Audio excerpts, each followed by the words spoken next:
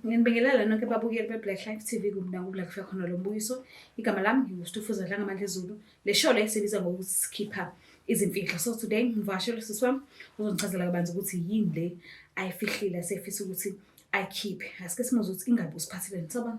Yebo, soba njani? Kunjani? Ngiyaphila njani? Ngiyaphila nami. Ukhulele kuphi? Ngikhulele eXhosa. Okay. Bese njani isimo ekhaya ukhula? Bese ngekho right. Nje Kanjani? Bese abantu abasokolayo. Okay. Abazali bengasebenzi? Yebo, bebengasebenzi. Oh, okay. So beniphila ngani ke? Besiphila ngegrant. Oh, La ngemali kagogo. uyempesheni. Yebo. Oh, okay. So unabo sisinobhuti noma uzalwa uwedwa? Nginabo. Wena umdala? Yebo, mina umdala. Oh, okay.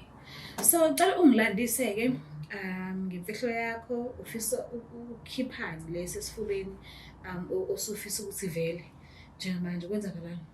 Okay. Imfihlo engifuna ukuyikhipha esengiphile nayo isikhathi eside kusukela ngo-2022 ukuthi bengilala nomkhwenyana kamamkhulu wami. Hawu. Bengifunda e-high school ngase ngaqeda umatric ngase ngeza eThekwini bengenalo ikhaya eThekwini ngase ngaya kamamkhulu. Umamkhulu usisikamama wakho omdala? Omdala. Okay. Ayike sihlaleke nomkhwenyana kamamkhulu engishela enemali besigwilike. Bebenazo ingane? Yebo, banazo. Iy'ngane nje bengaboni ukuthi kwenzakalani? Abezingaboni ngoba bezisancane. Oh, okay. Ayike nawe uyayazi. Uqala ngakuphi nje? Nje weqala lebele engiphuzisa engitshela Utshwala? Engitshela ukuthi umuntu nje yena ongamtshontshisa ngamenzela yonke into. Nami ngaze ngagcina sengibona ukuthi ngwavele ngiyasokola nemali kaNSFAS angiyitholi. Ngase ngabona ukuthi okay ake ngivume lento ukuze nami ngizokwazi ukuthi ngiphile. Nami nginabangani abathop nje abangani bami behamba indawo ukuze nami ngizokwazi ukuthi ngikwazi ukuhamba nabo. Ulinganiselwe eminyakeni emingakanani umyeni kamamkhulu? Ula ko-60. Yo. Usebenza kuphi? Ubesebenza kwenye inkampani ekuthiwa Transnet. Oh, so loaded. Yes. Yo. Mawubhekile ekhaya bebephila kanjani wena immediately ufika ubone ukuthi okay ngisekhaya lamamkhulu unomyeni wakhe banabantwana bese njani nje isimo ufika ekhaya bekwenzakalani bebephila kanjani? Isimo ngisho ukuthi bese ngekho right ngoba nomkhwenyana ubekasho nje ukuthi hayi umamkhulu wakho akekho right. Yabo nje engitshela izinto. Uthi akekho right kanjani umakoti wakhe unkosikazi wakhe? Ubesho nje izinto kodwa nami bengibuye ngazithatha serious ngathi mhlawumbe unamanga ngoba phela bengimazi umamkhulu wami ukuthi ngikhulele kuyena nje ayikho lento abo asho kahle ngicabanga ukuthi mhlawumbe ngoba efuna ukuwina mina ke Mhlawumbe ngake eqamba. Yebo. Ngase nami ke ngavuma ke salala kusukela ngo-2022 ngaze ngabona ukuthi sengikhathele. Sengikhathele kuba isigqila socansi ngoba ngiyayibona lento ukuthi ayikho right. Ngase ngadecide ukuthi ngcono ngihambe kamamkhulu wami ngiqamba amanga ukuthi ngiyohlala mhlawumbe ko-race kanje. Beyenzakala nini lento bekuphi umamkhulu menzakala? Umamkhulu bewumuntu mhlawumbe ojwayele ukuthi aye emakhaya nami nje ahamba mhlawumbe aye emsebenzini bese sisala ke thina sithola ithuba kwesinye isikhathi ngithi manje esikoleni angifonele abhukhe ko-B&B ngihambe ngikhona enginikeza ke imali. Umqondo wakho bewutshelani uzoba nomuntu ongamthandi empedeni? Wenza kanjani? Bekunzima kodwa ngenxa yokuthi bengifuna imali ukuthi nami ngiphile impilo engcono ngifihleke nasebantwini ukuthi ngiphila impilo bengigcina sengenza. Hayibo. Okokuqala nje kahle kwenzakalani niqala nje ukuhlangana empedeni kwenzakalani? Okokuqala wangiqabula nje wase wangilala kwaba naloko nje ukuthi nalo muntu omdala kungekho into eyenzakalayo kodwa ke ngoba ngangifuna imali ke. Kodwa kahle navumelana? Yebo, savumelana. Hayi ukuthi wazenzela? Ngisho savumelana ngoba ngangidinga imali. Wayethi uzokunikeza malini? wathi anganginikeza no 2.5 angithengele naley'nwele esizigqokayo ezibizayo, angithengele ney'ngubo, angifake ngisho iy'nzipho. Uye wakwenza konke lokho? Yebo bekwenza. Kusukela ngo-2002 kuze kube manje? 2022. Yes. Kuze kube manje ubelokhu enza loyo msebenzi loyo? Yebo. Umamkhulu ngoba uyasazi isimo sakho la ubuya khona. Ubethi uma usumuhle kanjalo usufakele amanzipho wenza ikhanda, ubethi uyithathaphi yonke le mali? Bengaza kucheck? Ubengakaze angi-check-e ngoba uwumuntu onganaki nje.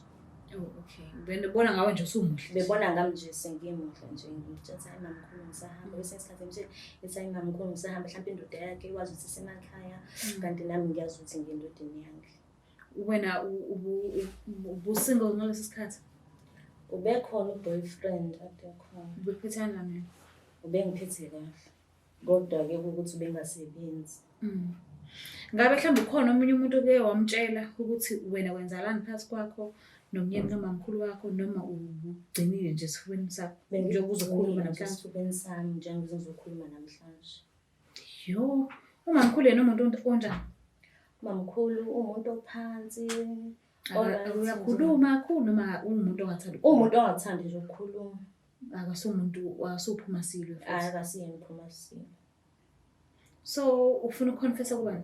Ngifuna ukuconfessa kumamkhulu ngoba ngaze ngamitha ngamtshela ubaba ngoba ngimbiza ngobaba, wathi ubaba angangisikhiphi isisu. Manje ngifuna ukuconfessa kumamkhulu bese ngiyotshela uma ukuthi-ke kwenzakalani ngoba nezinto zami azisahambi kahle. Cabanga ukuthi ngilento yalengane le eyaphuma. Mhlawumbe ungabe wayikhipha nini? Ngayikhipha mhlawumbe 2023 uqala. Hey, usuthola umntwana ngabe anizivikelanga? Uyengayifuni ikhondomu. Uthi nani? Wethi yena usemdala yena akaze ayifakele into akayazi. Hayibo. So ukulungela ukuthi simfonele kakhulu? Yebo ngikulungele.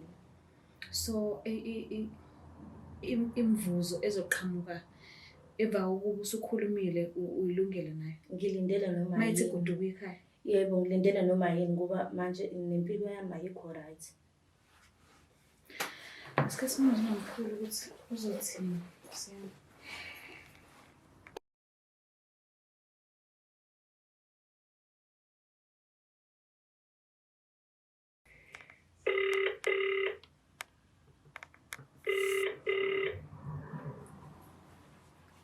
Hello? Ba, unjani? Ngiyaphila njani? Ngiyaphila nami. Ukhuluma noSitofuza Dlangamandla Zulu from Black Life TV. Singakhona ukukhuluma? Yebo, ngiyakhuluma. Alright. Kunendodakazi yakho la ithi ikubiza ngomamkhulu. So I believe ukuthi indodakazi yakho ula e-studio ungivashele today kwi-show esibiza ngokuthi Sikhipha Imfihlo ka-Black Life TV. So ube dinga ukukhulumisana nawe. Bengicela nje umuphi ithuba ke umlaleli ukuthi udinga ukuthini kuwena. Hayi, okay. Ngicela. Sawubona mamkhulu. Yebo njani? Ngiyaphila njani? Ngiyaphila nami.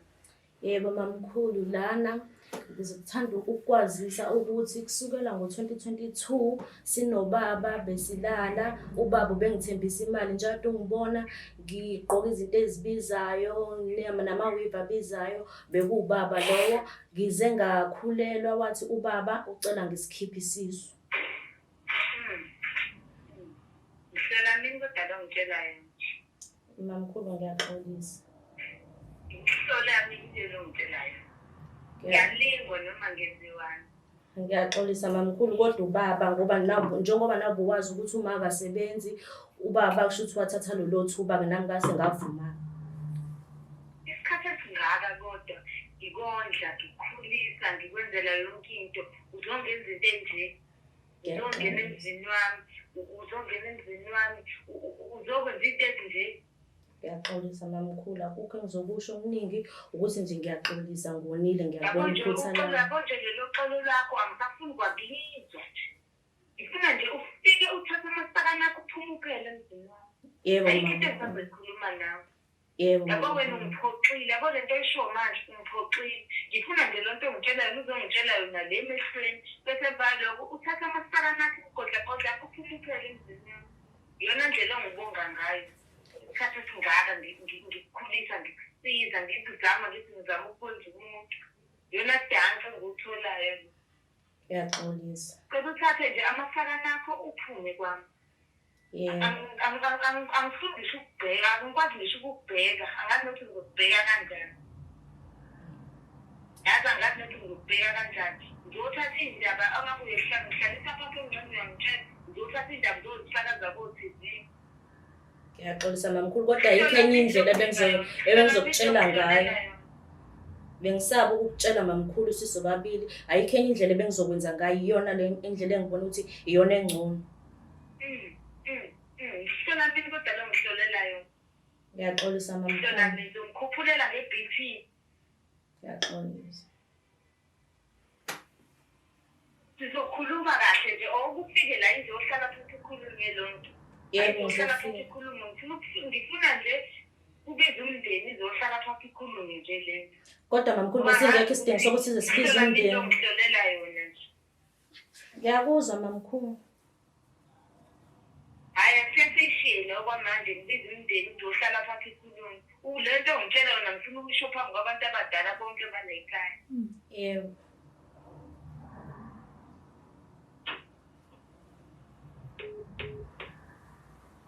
Ukwatile lo muntu lo. Hayi kancane. Lemuzwa uthi ufuna ukuthi ayisho phambi ufuna ukuthi le ndaba le uyisho phambi kwamalungu omndeni. Yebo. Ukulungile lokho. Angikulungele. So mhlambe singaphelezela. Yebo ngangiphelezela. Uke washo kubaba ukuthi uzoya komceba ngesenzo ebenisenza nobabili. Ngake ngamtshela wathi nje into azoyenza ukuthi uzaba angibulali. Washo kanjalo? Yebo. So ufuna ukusho le ndaba le mase uphindile ekhaya. Yebo ngizophindela ekhaya. Ungafisa ukuthini ukukhulisa abantwana abancane abasafunda isikolo uthola ukuthi bakuyi-tertiary level so badinga imali kodwa abanayo. Ungafisa ukuthini kulabo bantu laba abase-tertiary? Yabo nje namanje ukuthi angikho right kodwa nje engingabatshela kona ukuthi abangathathi impilo ephezulu abayibona iphilwa abanye. Abaphile nje impilo abayiphilayo bamukele isimo ukuthi baphila impilo. Yebo. Because lento le iyagqilaza because usuke sithembile eNSFAS but kwesinye isandla futhi siba nokuthi ngathi awupheleli kahle kahle ngathi awenili. Yebo awenili. Yo. Okay fine mawudinga ukuthi sikuphelezele asinankinga singakuphelezela singahamba nawe. Njengoba uma ngikhulu echaza ukuthi uyadinga ukuthi lokho okushoyo ukusho phambi kwamalunga omndeni asinankinga singaphelezela but ke kukona konke nje ngifisela inhlanhla mase fikile lo suku lolo kuba ukuthi awubonakali njengentombazane ebeyisigebengu. Kodwa ke I just wish uma ngikhulu akutholele inhlizweni yakhe uxolo. Nikhona ukudlula kuyona yonke le nto le because umndeni nje awusoze wakushintsha ukuthi umamkhulu wakho awusoze wamlahla akukho la usishintsha khona uhlezi umamkhulu wakho. So nje ngifisela inhlanhla nikwazi ukusolve izinto nixolelane nibumbane niphinde nithandane njengomndeni. Yebo ngiyabonga kakhulu. Yo mbuke lapha ekhaya kwaze kwanzima hayibo. Sona kanjani ke part 2 uzokuza because sesi udinga ukuthi simphelezele. So if ihamba nathi na kanjani ngeke size singashuthi kufanele sibonise ukuthi sithema sifike ekhaya ethi uchaza istory sakhe kwagcina kupheleliphi. So yonke into menihlala neBlack Life TV nizogcina niyibonile ukuthi iphele kanjani kuphi and kwenzakalani. Ngiyazi ukuthi siniyazibuza ukuthi ingabe kuzokwenzakalani. Part 2 uzoza ngicela ukuthi ungakhohlwa ukuthi subscribe, ulike, ushare ngiyithanda kakhulu. Bye. It's the Black Life TV.